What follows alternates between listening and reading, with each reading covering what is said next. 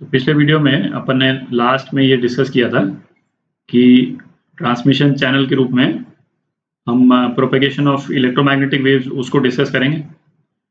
तो इस प्रोपेगेशन को देखते हैं, इलेक्ट्रोमैग्नेटिक वेव्स जो हैं स्पेस में किस तरह से प्रोपेगेट करती हैं। तो जो ईएम वेव्स हैं वो बेसिकली 3 तरह से प्रोपेगेट करती है स्पेस में, और इन तीनों तरह के वेव्स को हम अलग अलग नाम दिया हुआ है, ग्राउंड वेव, स्काई वेव और स्पेस वेव। और ये तीनों वेव्स जो अलग तरह से ट्रैवल करती हैं, मतलब जो मेन डिफरेंशिएशन है इन तीनों वेव्स का, उसका जो बेसिक फैक्टर क्या है, वेव की फ्रीक्वेंसी। तो वेव की फ्रीक्वेंसी जो है वो डिसाइड करती है कि वेव जो है वो ग्राउंड वेव के रूप में ट्रैवल करेगी या स्काई वेव के या स्पेस वेव के रूप में। और ये तीनों वेव्स के कैरेक्टरिस्टिक क्या क्या हैं, है ना, वो अभी अपन देखेंगे। तो सबसे पहले ग्राउंड वेव देखते हैं। अच्छा, ये टॉपिक क्या प्राइमरली डिस्क्रिप्टिव है, अलग अलग तरह की जो वेव्स हैं उनके क्या कैरेक्टरिस्टिक होते हैं, है ना, उसको बेसिकली डिस्क्राइब किया हुआ है। ठीक है, इस टॉपिक में बहुत ज़्यादा न्यूमेरिकल नहीं बन सकते हैं, एक्सेप्ट कि स्पेस वेव में एक छोटा सा पोर्शन है उसमें न्यूमेरिकल हो सकता है बन जाए, बट बाकी डिस्क्रिप्शन है वो अपने को आना चाहिए, हर एक वेव का मेन कैरेक्टरिस्टिक आनी चाहिए। तो ग्राउंड वेव में सबसे पहले फ्रीक्वेंसी। तो ग्राउंड वेव की फ्रीक्वेंसी जो है वो लेस देन 3 मेगाहर्ट्ज की रेंज में रहती है। ठीक है। अच्छा, अब है कि ग्राउंड वेव जो है वो ट्रैवल कैसे करती है। तो ग्राउंड वेव जो है वो अर्थ के सरफेस के अलोंग ट्रैवल करती है। ठीक है, तो जैसे ये ट्रांसमीटर है और यहाँ से ये ट्रांसमीटर ने ब्रॉडकास्ट किया, तो अब ये वेव जो है वो अर्थ के सरफेस के अलोंग ट्रैवल करेगी। तो सरफेस के अलोंग ट्रैवल करने का एक कॉन्सिक्वेंस ये भी हो गया कि जैसे हॉराइजन के आगे तक ट्रैवल कर सकती है ना, वो कर्वेचर को फॉलो कर रही है, तो जरूरी नहीं है कि हॉराइजन पे रुक जाएगी, है ना, हॉराइजन के आगे तक जा सकती है। तो जैसे ये ट्रांसमीटर है, यहाँ पे हो सकता है मकान उसको नहीं भी दिख रहा हो, है ना, मकान की लोकेशन सपोज यहाँ पे भी हो, जो ट्रांसमीटर को सीधा ना दिखाई दे, पर चूंकि ये वेव जो है वो कर्व हो जाती है, अर्थ के सरफेस को फॉलो करती है, तो इसलिए जो है तब भी इस घर तक पहुंच सकती है ना। तो यदि मोड ऑफ ट्रैवल मैं लिखूं यहाँ पे, मोड ऑफ ट्रैवल, तो इसमें क्या लिखेंगे, along the earth surface, along the earth surface. ठीक है।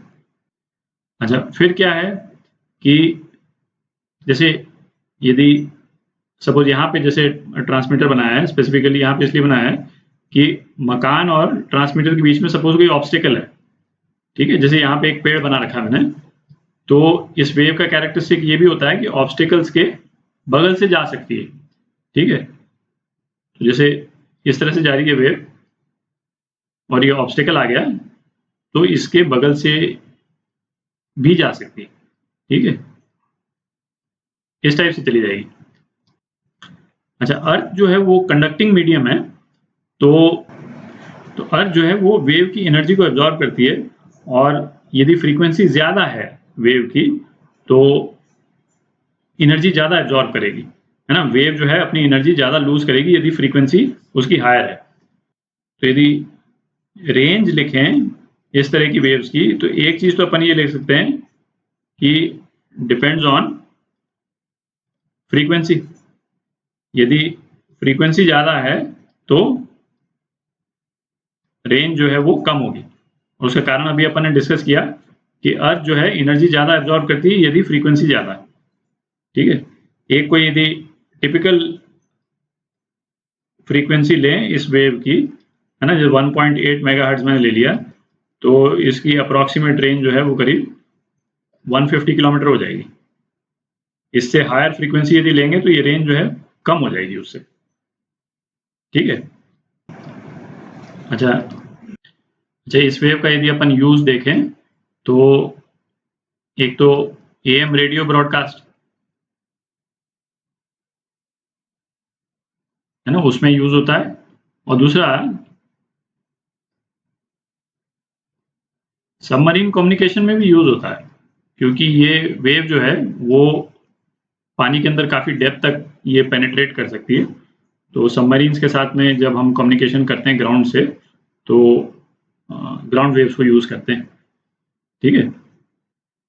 तो ग्राउंड वेव्स के जो मेन कैरेक्टरिस्टिक्स अपन ने डिस्कस किए, है ना? उसकी समरी यहाँ पे नोट कर लिए, है ना? आप इसको नोट कर सकते हैं। डिस्क्रिप्टिव है, फ्रीक्वेंसी ये अपन ने डिस्कस कर ही लिया, ठीक है? अच्छा, इन वेव्स को सरफेस वेव्स के रूप में भी जाना जाता है?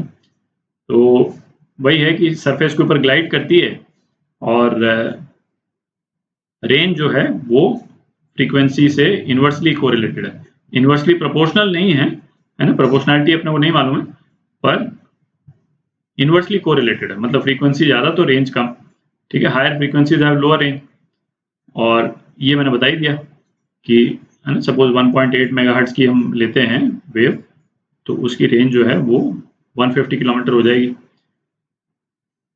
ट्रांसमिटिंग पावर पे भी रेंज डिपेंड करता है ना? मेन तो फ्रीक्वेंसी पे डिपेंड कर रहा है, बट ऑब्वियसली यदि ट्रांसमीटर का पावर ज़्यादा होगा तो थोड़ा रेंज जो है उससे भी अफेक्ट कर जाएगी। अच्छा, फिर है कि ये एटमॉस्फेरिक कंडीशन से अफेक्ट नहीं होती है, इन द सेंस कि यदि बारिश आ रही हो, है ना, थंडरस्टॉर्म्स आ रहे हो, तो बाकी वेव जो है वो अफेक्ट हो जाती है ना? ये वेव जो है अफेक्ट नहीं होती है। अच्छा, एक एडवांटेज इसका ये भी है कि ये ऑब्स्ट्रक्शंस के बगल से पास कर सकती है, अपन ने देख ही लिया, है ना? बीच में कोई छोटा सा पहाड़ हो या पेड़ वेड़ हो तो उसके बगल से चली जाती है। और यूज़ के लिए ये एएम रेडियो ब्रॉडकास्ट में यूज़ होती है, और सबमरीन कम्युनिकेशंस में भी इन वेव्स को यूज़ किया जाता है, ठीक है? तो ब्रॉडली ग्राउंड वेव का डिस्क्रिप्शन हो गया।